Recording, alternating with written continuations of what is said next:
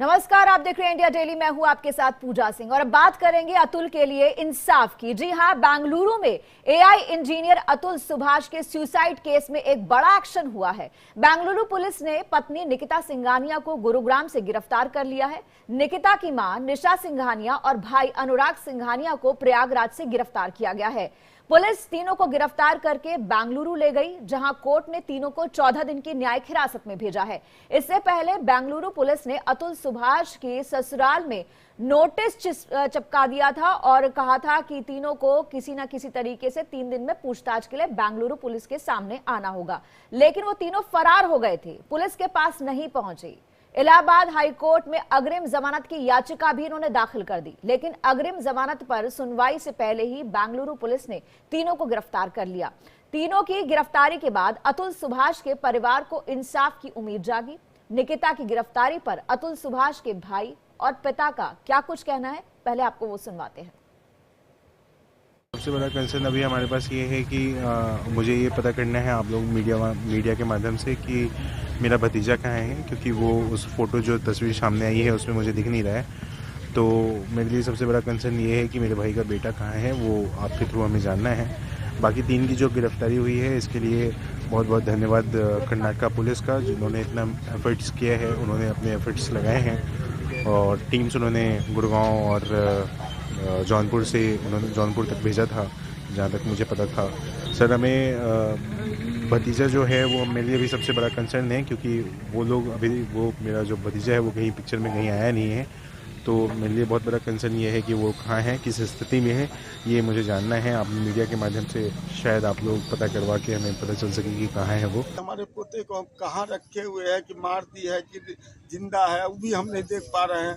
हमारी यही गुहार है कि हमारा पोता हमको देखने को और हमारे पास रहे, और कोई गुहार नहीं। हमारी कानून व्यवस्था को हम धन्यवाद देते हैं, तो कम से कम मेरी गुहार उन लोग सुन करके और इतना बड़ा हमको राहत दिए हैं। ये बहुत बड़ी राहत की बात है, कम से कम उन लोग गिरफ्तार तो है। अच्छा, आपने जो कमिटमेंट किया था कि जब तक न्याय नहीं मिलेगा अस्थि कलश का विसर्जन नहीं करेंगे, एकदम हम अस्थि कलश लेके आए, जबकि हिंदू में हमारे यहाँ ऐसा होता नहीं है। अच्छा। और हम पूजा पाठ करने वाले लोग हैं। हाँ। लेकिन तब भी हम लेके आए हैं। न्याय नहीं मिलेगा तो अंतिम यही मेरे पास विकल्प है, और दूसरा कोई विकल्प नहीं। जज तो क्रॉप थी, तभी तो वो ऐसा किया है। जज तो उससे पैसा मांगती थी, या वो घूस देने वाला आदमी था नहीं। वो तो कहीं भी जाता था तो घूस वाली बात नहीं, आप पेनल्टी कर दो, ठीक है, मैं सरकार को पैसा दूंगा। अस्थि कलश का विसर्जन करेंगे? अभी कैसे करेंगे? हाँ। अभी न्याय मिला कहाँ? अभी भी मेरे ऊपर केस है, अभी भी मेरे पर केस है। 16 तारीख एक नया केस उसने हमारे पोते के नाम पर और डाला है, मेंटेनेंस का। और इस पर चर्चा करने के लिए हमारे साथ 2 मेहमान जुड़ गए हैं। डॉक्टर सांत्वना श्रीकांत हमारे साथ है, सामाजिक कार्यकर्ता। इसके अलावा प्रियंका राणा है, वो भी सामाजिक कार्यकर्ता। आप दोनों का बहुत बहुत स्वागत है। डॉक्टर सांत्वना, सबसे पहले आपके पास आना चाहूंगी, आप कैसे देखते हैं इसमें? अब जो है निकिता की गिरफ्तारी हुई है, माँ और भाई तीनों गिरफ्तार हुए हैं। आपको क्या लगता है कि ये कहीं ना कहीं एक मैसेज है कि कानून चाहे पुरुष हो चाहे महिला हो, एक बराबर है दोनों के लिए? इसका बहुत बहुत धन्यवाद कि उन्होंने यह गिरफ्तारी जल्दी की, और इससे हम सबको एक विश्वास जागता है कि अपराधी बच नहीं पाएगा। तो कानून, जो मैं पहले भी बात कर चुकी हूँ कि कानून संशोधन की जरूरत है। कानून इसलिए क्योंकि वो बेसिकली विमेन सेंट्रिक है, न्यूट्रल लॉज नहीं है। ये जो घटना हुई वो इसीलिए हुई क्योंकि विमेन को ऐसा लगा कि उसके हाथ में हथियार है और वो जो उसे ढाल की तरह इस्तेमाल करना चाहिए उसने उसे तलवार की तरह इस्तेमाल किया, और जिसकी वजह से ये सुसाइड हुआ। तो यहाँ पे 2 पक्ष है। एक तो ये जो गिरफ्तारी हुई उसकी वजह से मैं तारीफ करना चाहूंगी पुलिस सिस्टम का, लेकिन जिसकी वजह से अतुल सुभाष ने आत्महत्या की उसकी वजह से मैं कहूंगी कि उस कानून की संशोधन की आवश्यकता है। जी प्रियंका, आप कैसे देखती हैं इस गिरफ्तारी को, कितना अहम मानती हैं? क्योंकि यहाँ पर हम वैसे कहते हैं कि पुरुष प्रधान समाज है, पुरुषों की चलती है, लेकिन इसी समाज में पुरुष भी प्रताड़ित होते हैं। कैसे देखती हैं आप इसे? देखिए, एक्सेप्शंस हर जगह होते हैं। ऐसा नहीं होता है कि सारी महिलाएं ही सही हैं या सारे पुरुष ही सही हैं।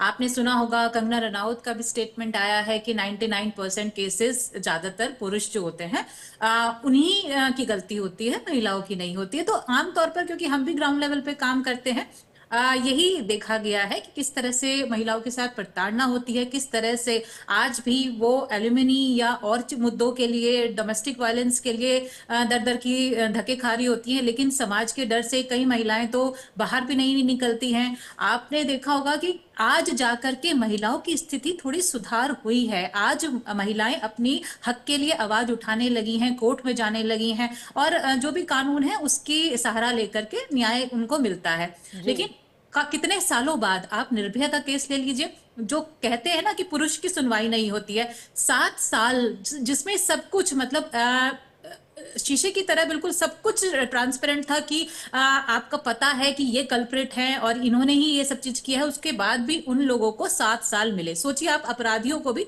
7 साल कोर्ट ने टाइम दिया अपनी इनोसेंस साबित करने के लिए।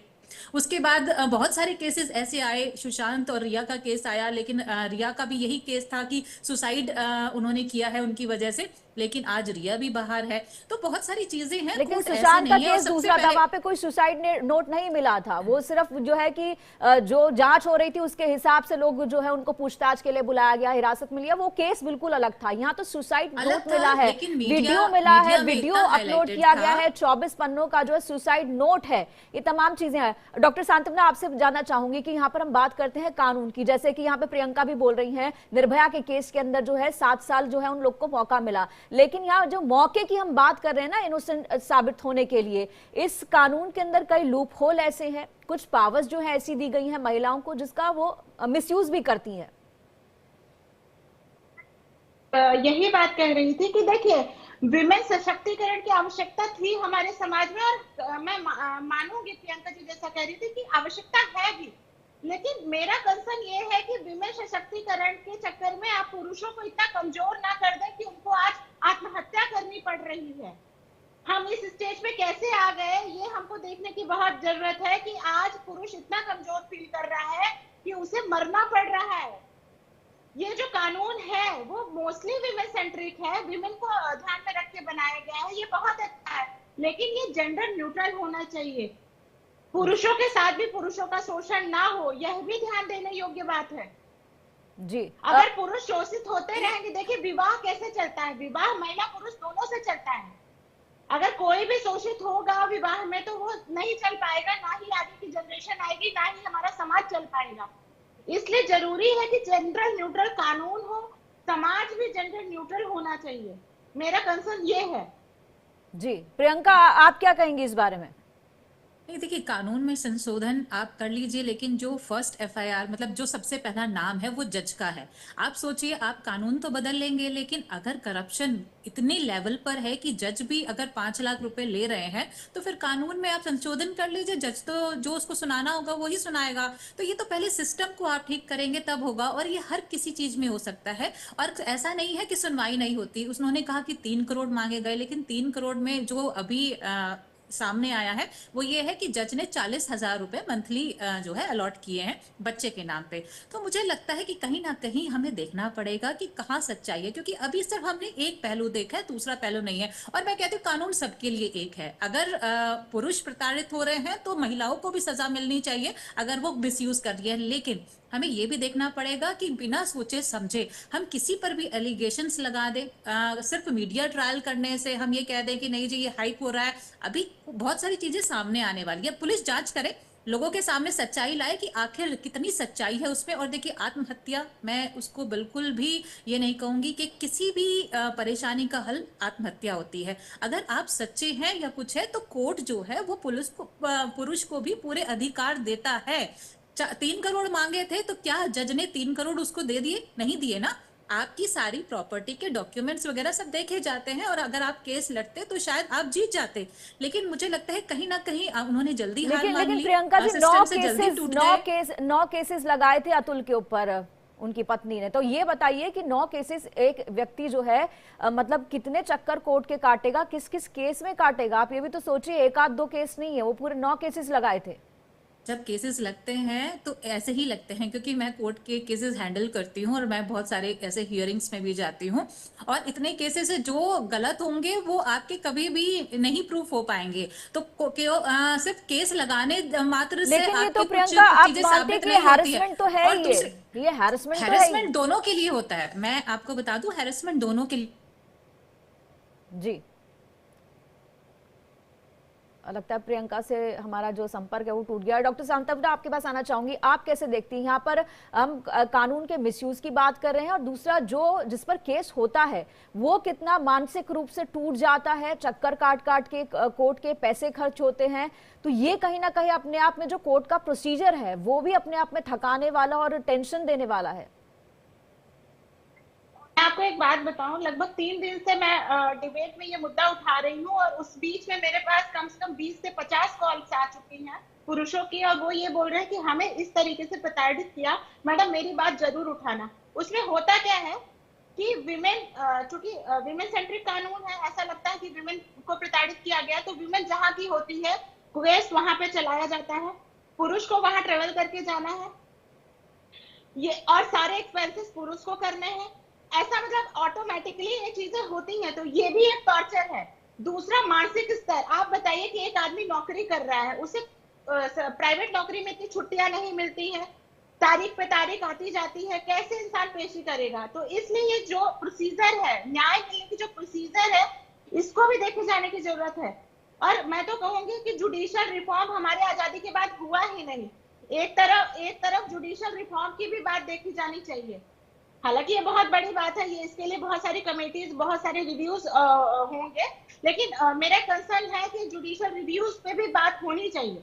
तीसरा, ये जो ग्रास रूट लेवल पे करप्शन एनग्रेव्ड है, जी देखिए मुझे लगता है कि हाई कोर्ट सुप्रीम कोर्ट में उतना करप्शन नहीं है जितना कि फैमिली कोर्ट्स में, लोअर कोर्ट्स में करप्शन जी है। वो तो जुडिशरी का हिस्सा है, वो तो कोर्ट जो है अपने हिसाब से जो है जो करप्ट जजेस हैं उनके खिलाफ जो है वो खुद केस करेंगे। लेकिन यहाँ पर प्रियंका समय कम है, आपके पास आना चाहूंगी, बच्चे को कैसे देखती हैं? बच्चे का कोई पता नहीं है कि बच्चे को कहाँ रखा गया है। जो अतुल के माँ बाप हैं वो उसकी कस्टडी मांग रहे हैं, उनको मालूम नहीं कि बच्चा कहाँ है। अब जब ननिहाल और माँ सब जो है जेल के अंदर है तो बच्चे को कैसे देखती हैं? बच्चा कितना सफर कर रहा होगा?